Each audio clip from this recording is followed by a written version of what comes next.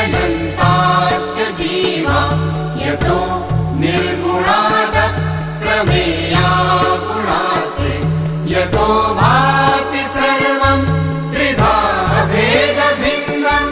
सदा तं गणेशं नमामो भजामः सदा तं गणेशं नमामो भजामः सदा तं गणेशं नमामो भजामः यतश्चाविरासि जगत्सर्वमेतत् तथाव्यासनो विश्वगोप्ता तथेन्द्रादयो देवसङ्घा मनुष्याः सदा तं गणेशं